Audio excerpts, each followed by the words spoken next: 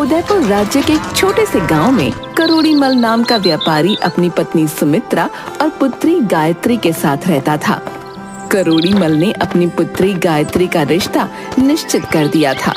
अब उसके विवाह की तिथि तय की गई और विवाह की तैयारी प्रारंभ हो गई। एक दिन करोड़ीमल ने अपनी पत्नी सुमित्रा से अपनी इच्छा बताई। मैं अपनी पुत्री गायत्री का विवाह बहुत धूमधाम से करना चाहता हूँ और मैं परसों से उसके लिए एक कीमती नौलखा हार भी बनवाना चाहता हूँ। ये तो बड़ी अच्छी बात है, मगर आप नौलखा हार बनवाएंगे किससे? मुन्नीलाल सुनार से। उसके जैसा बारीक काम कोई और सुनार नहीं कर पाएगा। उसके काम में जो सफाई है ना, वो किसी सुनार के काम में नहीं है। नहीं नहीं, तुम उससे नौलखा हार मत बनवाना। क्यों? इसलिए क्योंकि काम की सफाई के साथ साथ वो हाथ की सफाई में भी माहिर है। मेरी सहेली जानकी ने उससे मोतियों का हार बनवाया तो सारे मोती नकली निकले। ऐसा कुछ भी नहीं है, मैं उसे बरसों से जानता हूँ भाई। और फिर हमारे तो दादा भी उसके दादाओं से ही जेवरात बनवाया करते थे। हैं? वो हमारे साथ बेईमानी नहीं करेगा। तभी वहाँ करोड़ीमल की पत्नी सुमित्रा की सहेली रंभा आ जाती है। राम राम सेठ जी। अरे राम राम पंडिताइन, कहिए कैसे मिजाज हैं आपके? और पंडित जी के घर में सब कुशल मंगल तो है? जब गांव में ऐसे लोग बैठे हो तो क्या कुशल और क्या मंगल, सब कुछ अमंगल ही अमंगल है। क्या बात है सखी, ऐसा क्यों बोल रही हो? सब ठीक तो है ना? चोरी हो गई, चोरी। किसके घर चोरी हो गई? किसके घर चोरी चोरी नहीं, डाका पड़ा है, डाका। अरे किसके घर डाका पड़ा है, साफ साफ बताती क्यों नहीं? मेरा तो जी बैठा जा रहा है। किसी और के घर में नहीं, मेरे ही घर में डाका पड़ा है। सुमित्रा और करोड़ीमल हैरानी से रंभा की तरफ देखते हैं और एक साथ बोलते हैं, तुम्हारे घर? हाँ हाँ, मेरे घर। हाय दैया, क्या सब कुछ ले गए डाकू? सब कुछ क्या ले गए, मेरा तो विश्वास ही उठ गया दुनिया से। अरे साफ साफ बताओ कि बात क्या हो गई? क्या बात बताऊं करोड़ीमल जी, मैंने उस चोर मुन्नीलाल सुनार को अपना ये पूरा 10 तोले का हार दिया था, सोने का, चमकाने के लिए। हाँ हाँ, तूने बताया तो था मुझे। तो क्या हुआ, उसने ठीक से चमकाया नहीं क्या? हार तो चमक रहा है अभी भी। चमकाया चमकाया, लेकिन हार से ज्यादा अपनी किस्मत को चमकाया, चोर कहीं का। अरे बात तो पूरी बताओ कि क्या हुआ आगे? होना क्या था, उसने हार तो चमका दिया और समय से मुझे वापस भी कर दिया, लेकिन जब मैंने हार को गले में डाला तो मुझे ये कुछ हल्का सा लगा। बस फिर क्या था, मैं तो हूँ ही समझदार।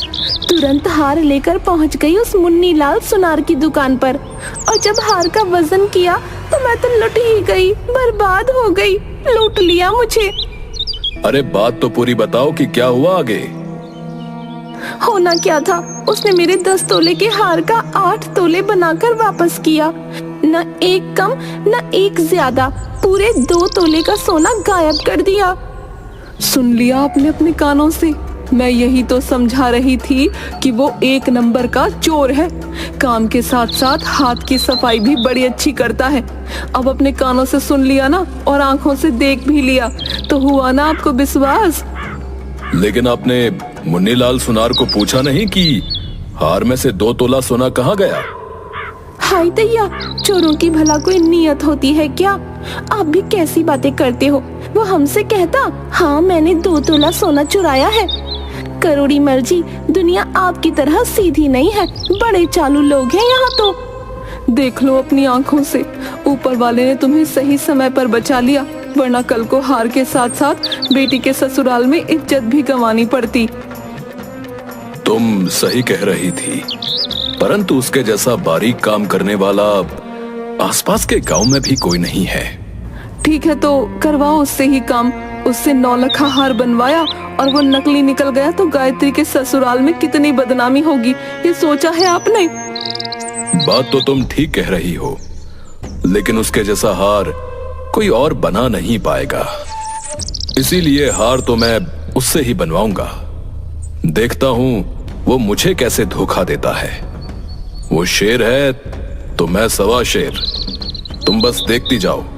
मुझे डर है कि हमारा नुकसान ना हो जाए, इसलिए एक बार सोच लो भाई। अरे मैंने सोच लिया है। इस बार मेरी चालाकी के सामने उसकी चालाकी धरी की धरी रह जाएगी।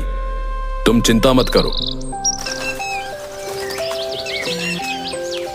अगले दिन करोड़ी मल ने मुन्नी लाल सुनार को बुलाया और नौलखा हार बनवाने का काम सौंपते हुए बोला, मुन्नी लाल, तुम्हारी हाथ की सफाई के बहुत चर्चे सुने हैं।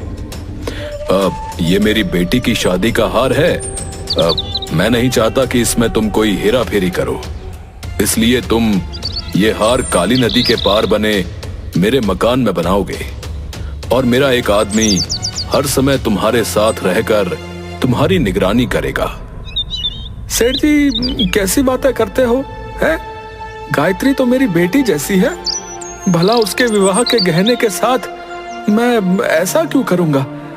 आप मुझ पर विश्वास करें, आप जैसा चाहते हैं मैं वैसा ही हार बना कर दूंगा, वो भी एकदम खरा। मुझे मेरी दुकान पर ही काम करने दीजिए। नहीं नहीं मुन्नी लाल, ये मेरी बेटी के ससुराल के सामने इज्जत की बात है। मैं किसी पर विश्वास नहीं करूंगा। तुमसे जैसा कहता हूं वैसा ही करो। कल से काली नदी के पार बने मकान में काम शुरू कर दो। अगले दिन से काम शुरू हो गया। मुन्नी लाल और सेठ जी का नौकर मुरली नाव में बैठकर काली नदी के पार सेठ जी के मकान में जाते हैं।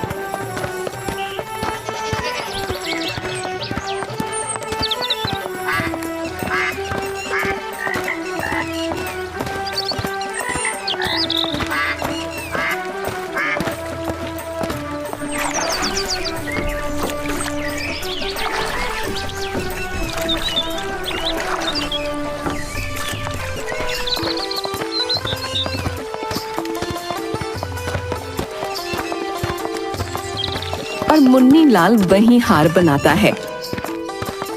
मुरली उसकी निगरानी करता। शाम को आधा बना हुआ हार लेकर वे वापस लौट आते। सेठ आधा बना हुआ हार अपनी तिजोरी में रख लेता। अगले दिन उसे तिजोरी से निकालकर मुन्नी लाल को देता। अपने ऊपर सेठ का ये अविश्वास देखकर मुन्नी लाल दुखी था। मुन्नी लाल अपनी पत्नी से, मुझे करोड़ी मल का अविश्वास देखकर बड़ा दुख होता है। जी तो आता है कि काम ही ना करूं उसका। तो छोड़ क्यों नहीं देते उस करोड़ी मल का काम? होगा सेठ अपने घर का, मेहनत के पैसे देगा हमें, मुफ्त के नहीं। लेकिन आपको भी कौन समझाए, आपको भी तो न जाने क्या सनक पड़ी है उस हार की, जो जान दिए हुए हो, वो भी कैसे लोगों के लिए जिन्हें आप पर रत्ती भर भी विश्वास नहीं। नहीं, मैं उस काम को बीच में नहीं छोड़ सकता। इस काम के बाद मैं दुनिया का सबसे अमीर आदमी बन जाऊंगा, देखना। क्या कहना चाहते हो तुम? क्या चल रहा है तुम्हारे दिमाग में? कुछ नहीं, बस समय का इंतजार करो। एक दिन करोड़ी मल को अपने किए हुए इस व्यवहार पर पछताना होगा। हाँ। मुन्नी लाल मन लगाकर काम करता है, लेकिन वो मुरली से बहुत परेशान था।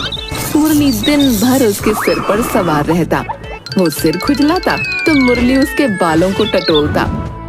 वो छींक मारता तो मुरली उसके रुमाल की तलाशी लेता। एक दिन तो हद हो गई। मुन्नी लाल ने रुमाल से अपना मुंह पोंछा तो मुरली ने उसकी मूंछ के बाल टटोले। मुन्नी लाल को बड़ा गुस्सा आ गया। मुरली, बहुत हो गया तुम्हारा। अगर तुम्हारे सेठ को मुझ पर इतना भी भरोसा नहीं है तो मैं एक काम करता हूँ, तुम्हें वहां बैठकर बताता हूँ कि हार कैसे बनाना है। तुम ही काम कर लो, इस तरह मैं काम नहीं कर सकता हूँ। मैंने क्या किया है? मैं तो सिर्फ अपने सेठ का हुक्म बजा रहा हूँ। अगर तुम्हें ज्यादा ही तकलीफ है तो तुम खुद करोड़ी मल से कह दो कि तुमसे ये काम नहीं हो सकता। हाँ। मुन्नी लाल को गुस्सा तो बहुत था, परंतु उसने एक क्षण के लिए कुछ सोचा और फिर मुरली से बिना कुछ कहे चुपचाप अपने काम को वापस करने लगा। शाम को घर जाकर उसने पत्नी को सारी बात बताई। मुझे समझ नहीं आता कि तुम क्यों इस तरह की जिल्लत बर्दाश्त करते हो। छोड़ क्यों नहीं देते इस मरे हार के काम को? नहीं छोड़ सकता। एक बार हार बन जाए फिर मैं सेठ जी को और इस मुरली को मचा चखाऊंगा। हाँ, आखिर वो दिन आ ही गया जब नौलखा हार बनकर तैयार हो गया। बस उसे चमकाना बाकी था। चमकाने का काम अगले दिन किया जाना था। शाम को मुन्नी लाल करोड़ी मल से, सेठ जी बस एक दिन का काम बाकी है। एक दिन भी नहीं, सिर्फ आधे दिन का काम रह गया है। हार को चमकाने का काम रह गया है जो मैं कल पूरा कर दूंगा, और उसके बाद आपका नौलखा हार बिल्कुल तैयार हो जाएगा। अच्छा, तुम्हारा बहुत बहुत धन्यवाद मुन्नी लाल, जो तुमने इस काम को समय से पूरा किया। लाओ, हार मुझे दे दो, मैं इसे तिजोरी में रख देता हूं। बस कल एक और दिन तुम्हें कष्ट उठाना होगा मेरे इस हार के लिए। हाँ सेठ जी, हार तो आपकी ही है। मेरी हार? अब तुम कहना क्या चाहते हो? मेरी कौन सी हार है? अब कुछ नहीं सेठ जी, मैं ये कह रहा था कि हार तो आपका ही है, बस थोड़ी जबान फिसल गई थी। सुमित्रा वहीं खड़ी थी। मुन्नी लाल के जाते ही सुमित्रा बोली, मुझे तो इस मुन्नी लाल सुनार की नीयत कुछ ठीक नहीं लगती है। अब तुम कहना क्या चाहती हो?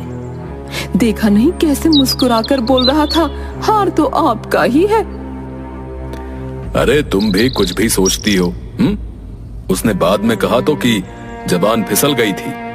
अरे हार आपका है कहने की जगह हार आपकी है कह गया। जरा सी बात का बतंगड़ मत बनाओ। खुद का दिमाग भी शांत रखो जरा, है? और मेरा भी शांत रहने दो। अगले दिन मुन्नी लाल मुरली के साथ काली नदी पार सेठ के मकान में पहुंचा।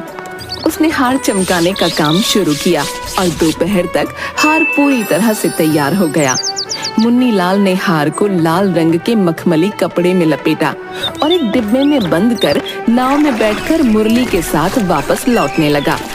सेठ को पता था कि आज नौलखा हार बनकर तैयार हो जाएगा। उत्साह में वो नदी के किनारे पहुंच गया।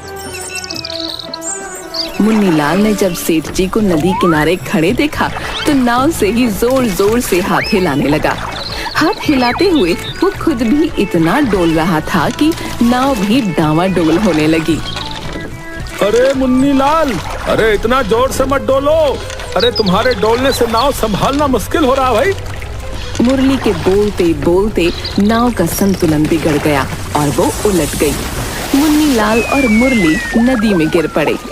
सेठ ने गांव वालों को बुलाकर बड़ी मुश्किल से मुन्नी लाल और मुरली को बाहर निकाला।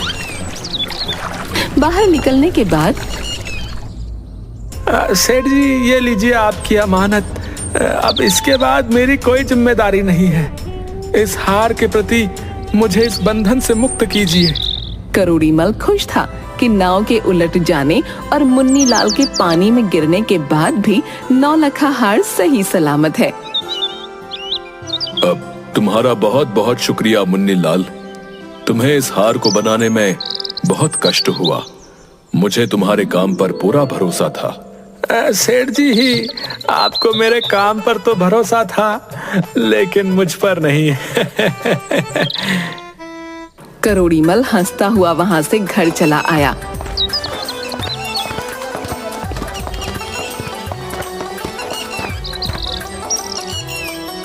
सेठानी हार देखकर खुश तो हुई, पर उससे कहीं ज्यादा अपने पति की चतुरता पर। गांव भर के लोगों ने सेठ की खूब प्रशंसा की कि चालाकी में सेठ मुन्नी लाल से 20 है। दिन गुजरे और वो दिन भी आ गया जब गायत्री का विवाह था। सुमित्रा ने नौलखा हार का डिब्बा खोला तो दंग रह गई। हार काला पड़ चुका था। सुमित्रा जोर जोर से रोने लगी। मोरे मैया लुट गए, हम तो बर्बाद हो गए। कोई सेठ को बुलाओ, ये क्या हो गया? जिसका डर था वही हुआ। मैंने कितना मना किया था उस चोर बेईमान मुन्नी लाल से हार बनवाने के लिए, लेकिन मेरी सुनता कौन है? अब देख लो नतीजा। तभी करोड़ीमल भागता हुआ वहां पहुंचा और हार देखकर वो आग बबूला हो गया। उसने मुन्नी लाल को बुला भेजा। मुन्नी लाल आया और सेठ उस पर भड़कने लगा। सच कहते हैं लोग, तू सच में एक नंबर का चोर है, बेईमान है। आखिर तूने अपनी असली जात दिखा ही दी है। सेठ जी शांत हो जाइए। ये लीजिए 9 लखा हार, आपकी अमानत। आपने मुझ पर विश्वास नहीं किया था ना, इसीलिए मैंने ये सारा खेल किया था। हाँ। हार देखकर करोड़ी मल शांत हो जाता है और मुन्नी लाल से पूछता है, इतनी निगरानी के बाद भी तुमने असली हार गायब कैसे किया? सेठ जी, आपको याद है जिस दिन मैंने आपको 9 लखा हार पूरा तैयार करके सौंपा था, उस दिन नदी में नाव उलट गई थी। हाँ हाँ, वो मैं कैसे भूल सकता हूँ। बड़ी ही मुश्किल से तुम लोगों को नदी से निकाला था। सेठ जी, मैंने नकली 9 लखा हार नदी के भीतर छुपा कर रखा था। नाव उलटने पर मैंने असली हार को नकली हार से बदल दिया और किसी को पता भी नहीं चला। असली हार मैंने नदी में ही छुपा कर रख दिया था, जो मैं रात को निकाल लाया। लेकिन एक बात मुझे अभी भी समझ में नहीं आई। कहिए सेठ जी, अब और क्या पूछना है? अगर तुम्हें यह हार मुझे वापस ही करना था तो तुमने ये सब क्यों किया? सेठ जी, माना कि हम सुनार जात से बदनाम हैं, कि हम किसी के सगे नहीं होते, लेकिन मैंने गायत्री बेटी को हमेशा अपनी बेटी ही माना है। जितना शौक आपको उसके ब्याह के लिए था ना, उतना ही मुझे भी था।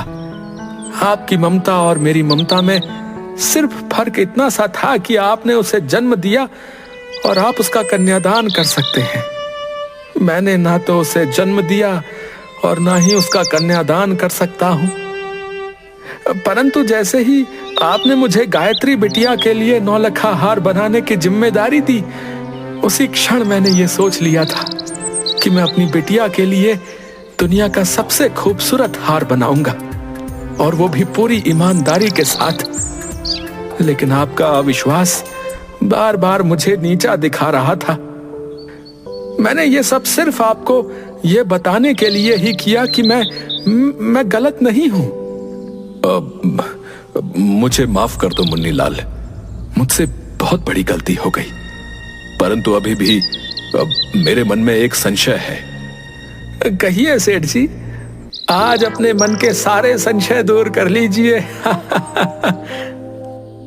तुमने गांव के बाकी लोगों के जेवरों को बनाने और साफ करने में उनके साथ बेईमानी क्यों की?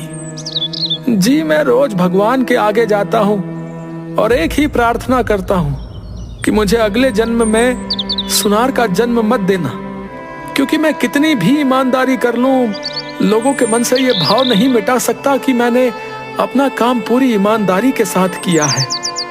करोड़ी मल को अपने किए व्यवहार पर पछतावा था। उन्होंने अपनी बेटी गायत्री का कन्यादान करते वक्त अपने और सेठानी के साथ साथ मुन्नी लाल और उसकी पत्नी को भी बिठाया और उन चारों ने मिलकर गायत्री का कन्यादान किया। मुन्नी लाल अपनी पत्नी से बोले, देखा, मैंने तुमसे कहा था ना, इस काम के बाद मैं दुनिया का सबसे अमीर आदमी बन जाऊंगा। हमने खुद की औलाद को जन्म नहीं दिया, फिर भी आज हम माता पिता बन गए। सही कहा था आपने, आज हम दुनिया के सबसे अमीर इंसान हैं।